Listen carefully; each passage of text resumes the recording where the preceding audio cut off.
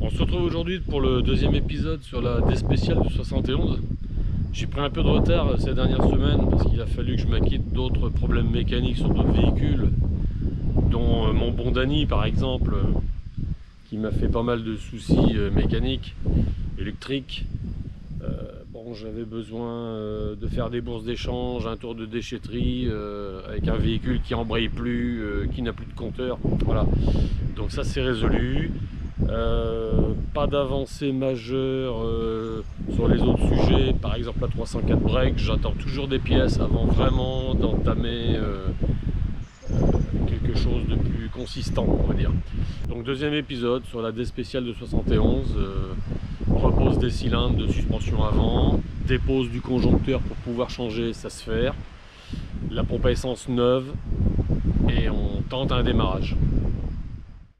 Alors, sur une DS à carburateur et à boîte mécanique, le conjoncteur disjoncteur, il est situé ici, vissé sur son support, lui-même vissé sur le bloc moteur. On ne peut pas enlever la sphère, on ne peut pas enlever le conjoncteur disjoncteur par en dessous à cause de la traverse de l'unité. On est donc obligé d'enlever la pompe à essence, ça tombe bien, celle-ci est morte. Et après avoir déconnecté quelques tuyaux hydrauliques, dont le retour, on sort l'ensemble par le haut. Donc je fais tout ça et je vous reprends ensuite.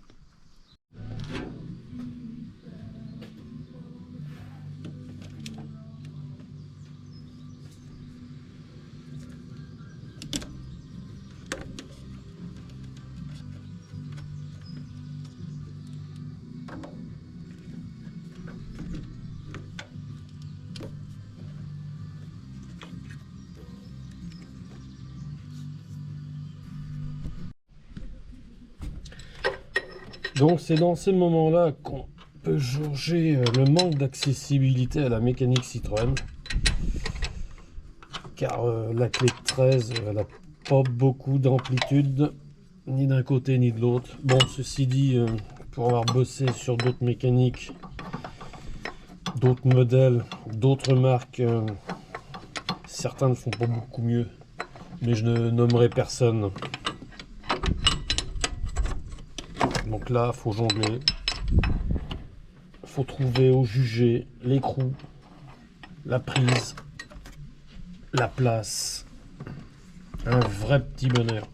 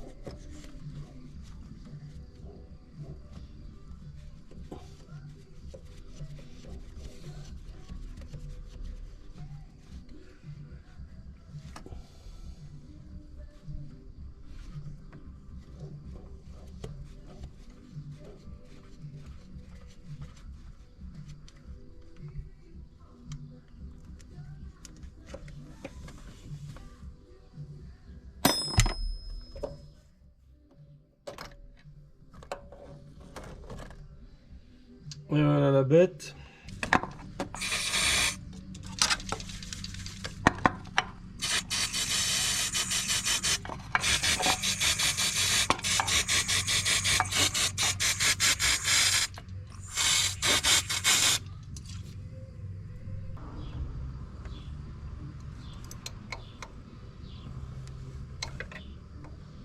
Là on dépose tous les tuyaux raccordés au conjoncteur disjoncteur. Sortie haute pression, l'entrée, le retour.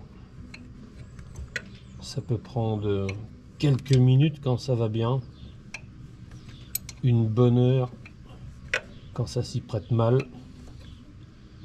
Pour l'instant tout se passe bien. Bon, ça fait un petit quart d'heure que je suis dessus. Accessibilité nulle, mais bon, on en a l'habitude. Là, je bataille avec la dernière vis du support du conjoncteur. Ça doit venir bientôt. Tout est question de dextérité, de patience. Toute une école de philosophie finalement, la Citroën DS.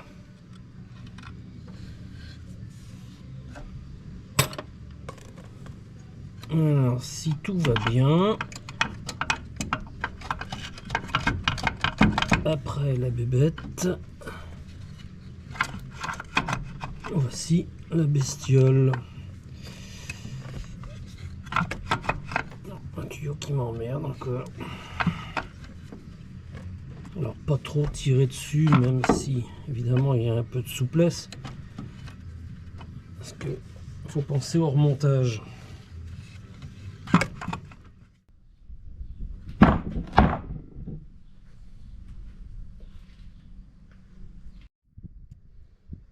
Bien crado comme à l'habitude. Voilà, la serre du conjoncteur. Donc le conjoncteur disjoncteur dans l'installation hydraulique de Citroën, c'est une sorte de robinet en fait quoi. Il reçoit en permanence la haute pression fournie par la pompe et il régule suivant la demande. C'est-à-dire que si le véhicule est au ralenti, en position normale, qu'il n'y a aucune demande de freinage de direction assistée, eh bien la pression repart au bocal, ça fait source en passant par la suspension, mais il y a très peu d'utilisation. Et évidemment, il régule. Si on demande du freinage, de la correction de hauteur, et si on demande aussi de la direction, parce que les directions de DS sont assez fortes consommatrices de pression, eh bien là, il a tendance à ouvrir les vannes en grand et en donner moins au retour hydraulique. Voilà, c'est un robinet qui gère la pression hydraulique. Donc tout ça est maintenu par une sphère, comme une sphère de suspension, mais sans bloc amortisseur. En fait, il y a juste la membrane, le gaz, le liquide qui arrive et elle fluctue suivant la demande, suivant l'utilisation. C'est tout. Comme toute sphère hydraulique, la membrane est soit poreuse, le gaz se barre, ou bien la membrane même pète. Et à ce moment-là, on n'a plus de pression d'azote. Et de toute façon, la régulation du flux hydraulique en pâtit. Et on se retrouve avec des problèmes de freinage, de régulation de hauteur. Bon, de toute façon, quand une sphère de conjoncteur-disjoncteur est claquée, ça se sent très vite. On entend les conjonctions, le fameux clac, clac, clac. On l'entend très régulièrement, trop régulièrement. On a un manque de pression dans la direction. On a le témoin qui s'allume, de pression hydraulique au tableau de bord. Voilà. Bon, de toute façon, là, étant donné qu'on fait une révision complète hydraulique, je me pose pas de questions. J'ai déjà démarré la voiture, mais ça m'avait pas l'air bien fameux. J'en colle une neuve. Comme on avait vu lors de la première vidéo, les pistons des cylindres suspension étaient piqués. Piqués, pas beau, bon bref. J'avais du stock d'avance, donc j'en ai trouvé deux en bien meilleur état. Ça va le faire. Donc les cylindres ont été nettoyés, tout était remonté avec les kits de joints neufs. Les bagues serrées au couple. Voilà. Ici, les nouveaux soufflets accordéon. Et là, c'est du matériel de qualité. L'épaisseur est bien plus conséquente que sur ce que j'ai enlevé lors du premier épisode. Mon fournisseur est à Paris, bien connu des citroënistes, Monsieur Jean de Montreuil. Non, vraiment, c'est autre chose. Dans le kit, on a les deux soufflets,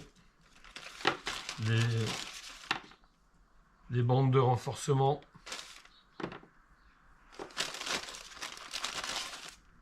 et les fameux colliers Ligarex avec leur boucle en finition inox. À l'époque, chez Citroën, les Ligarex étaient en tôle galvanisée. Et ça se monte avec une pince. La pince de collier Ligarex. Moi, je l'ai eu pour ma première communion. Donc, je viens de monter la tige de poussée dans son soufflet. Maintenant, regarde les orientations. Le cylindre de suspension avant gauche, le départ, le repiquage de l'alimentation est côté conducteur, vers l'arrière du véhicule. Ici, les embrèvements, les deux encoches de fixation dans l'unit, dans le support de bras de suspension. Et ici, le tube de retour de fuite, nommé chez Citroën ainsi. Donc sur le cylindre gauche, vers l'arrière, orienté de quelques degrés. À ce moment-là, on peut l'installer dans sa gorge. Tout ça a une importance, parce qu'autrement, une fois que les colliers Ligarex sont posés, on ne peut pas revenir sur l'orientation du soufflet par lui-même, sauf en détruisant les colliers installés, ce qui est dommage. Et ici, le trou de goupille de la tige de poussée qui vient se prendre dans le support du bras supérieur. Donc elle, par contre, elle doit être dans le même plan que les deux encoches. Après vérification, je suis pas très bien orienté.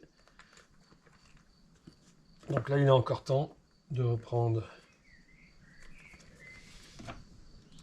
Attention, à ne pas blesser le soufflet neuf.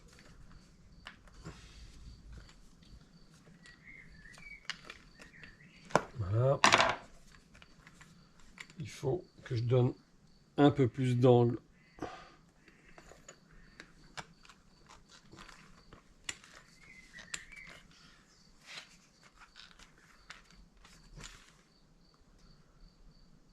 Voilà, ça semble plus correct.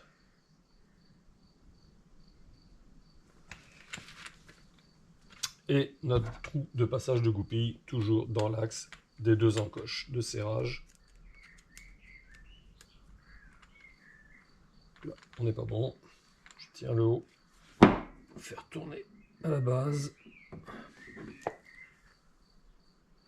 Encore un peu. Ouais. Voilà. Là, on est bon. On peut poser les colliers. Le principe est simple. La boucle est maintenue par un repli du collier. Moi, je pratique comme ça. Là, il va prendre une forme de tortillon. On le passe une première fois. Et un collier Ligarex est toujours composé de 2 tours de bande. On le passe une deuxième fois.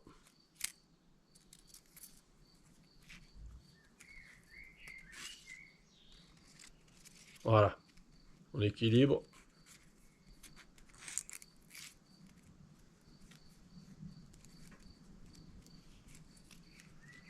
Ok. Là maintenant on peut le poser. Donc celui-ci, le plus grand, sur la partie haute. Mais n'oublions pas la bande de renforcement.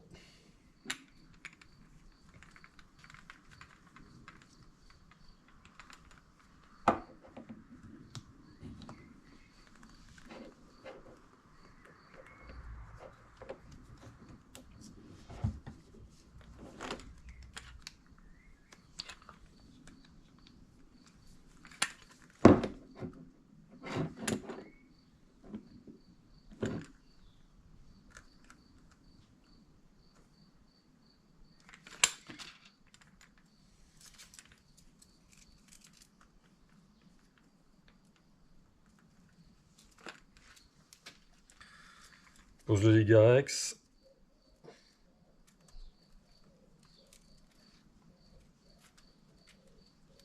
fait en sorte que les deux tours soient bien superposés.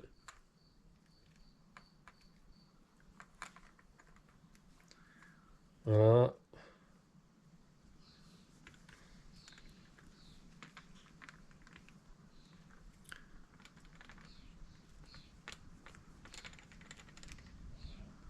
Ok. Et avec la pince qui va bien, qui a plusieurs encoches, qui a un bec, et qui fait même office de pince coupante. Donc là, c'est pas compliqué. On passe comme ça. Le bec va chercher la boucle. On fait en sorte d'être bien aligné toujours. Et on ferme la pince, ce qui a pour but de tendre le collier.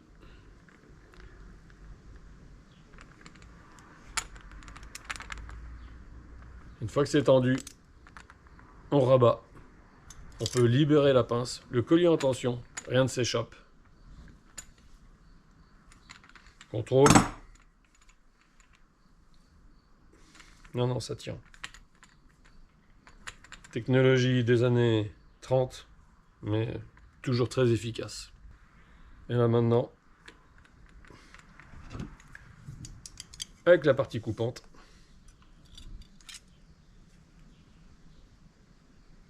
je laisse 2 cm, je coupe, je rabats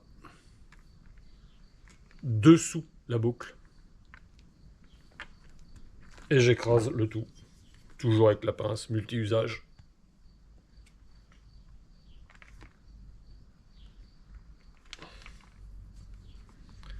Voilà, ça c'est un collier Ligarex posé convenablement.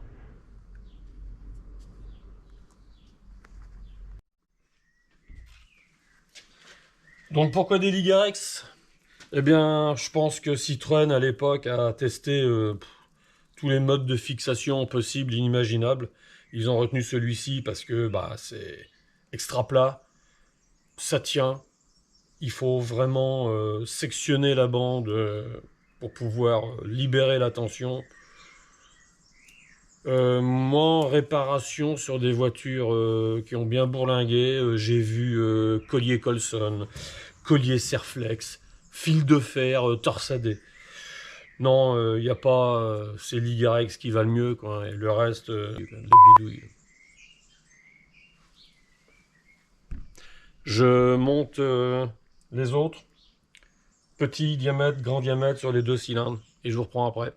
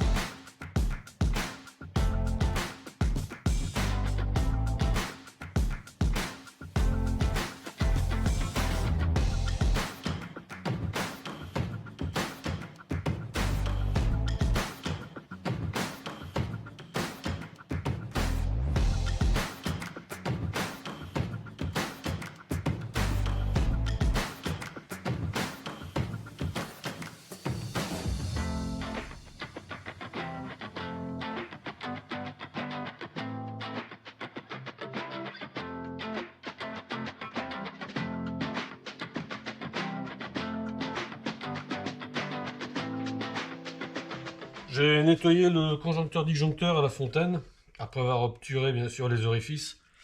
Alors dans le terme d'une restauration, on aurait été plus loin dans le délire. Je l'aurais ouvert, j'aurais sorti les tiroirs, j'aurais sorti les billes de leur siège pour mettre des billes neuves, voilà. Bon, là c'est simplement une remise en route. quand moi j'ai démarré la voiture plusieurs fois, ça fonctionnait, hormis évidemment la sphère, qui en fait s'appelle un accu pour le coup. La sphère était claquée, mais le conjoncteur n'avait pas l'air d'être en défaut. Donc pour l'instant, on remonte ça dans l'état. Si après utilisation de la voiture, il s'avérait qu'il y a des problèmes, à ce moment-là, ça imposerait un nouveau démontage. Voilà. Bon, pour l'instant, on n'est pas sur une restauration globale, on est simplement sur une remise en route. Donc, on le repose.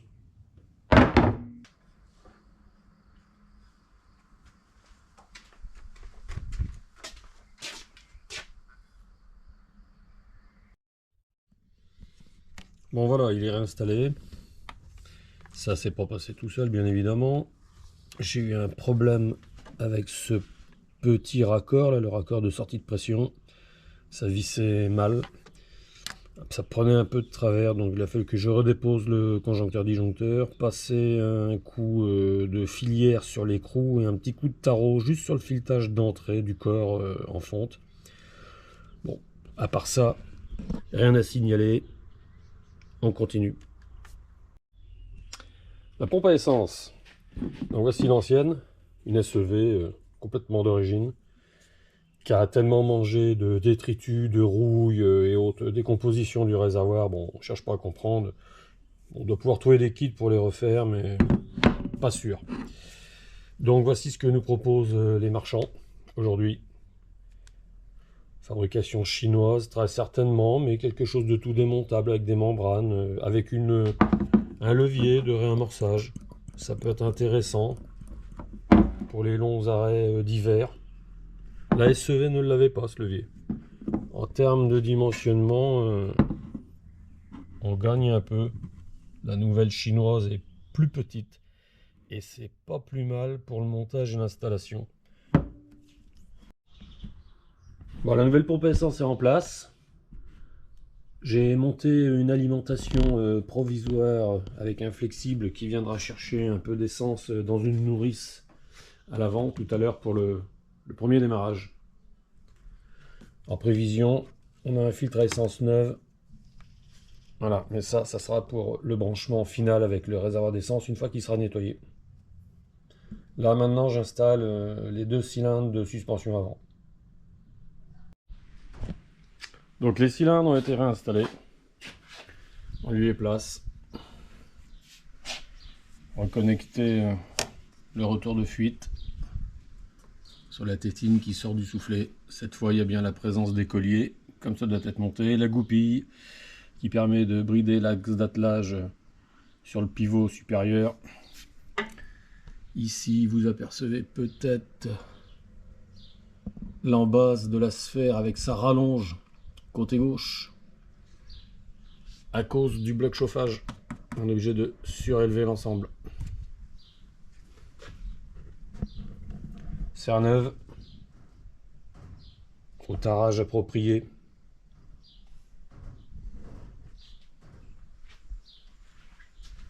Idem.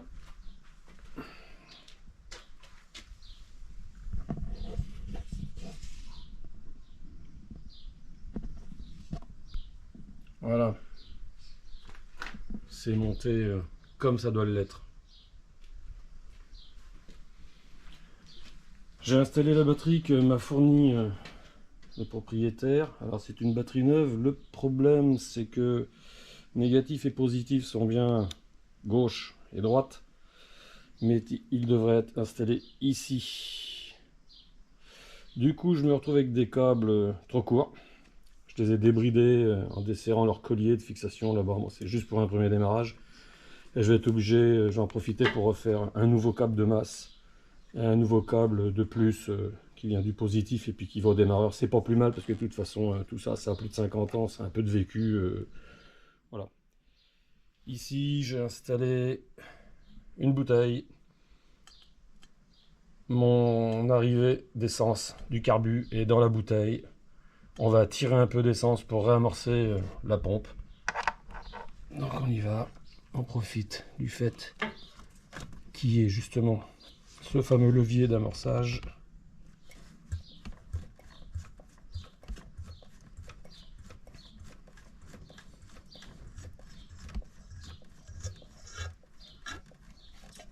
Et voilà.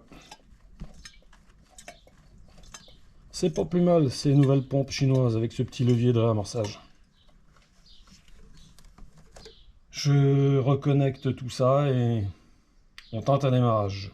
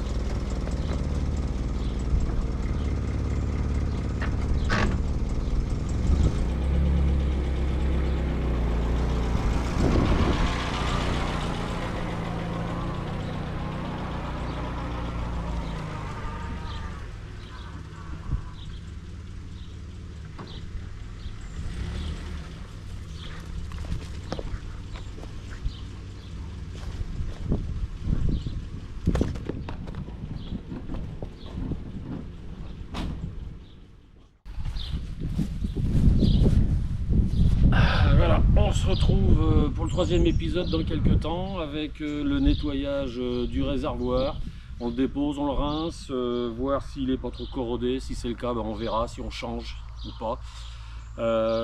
Réglage, un peu des hauteurs sûrement, purge des freins surtout à l'arrière, je vous montrerai aussi ce qui avait été fait à l'arrière, changement d'un échappement parce que celui-ci est crevé, et puis après ça sera la livraison chez son propriétaire. Allez, à bientôt.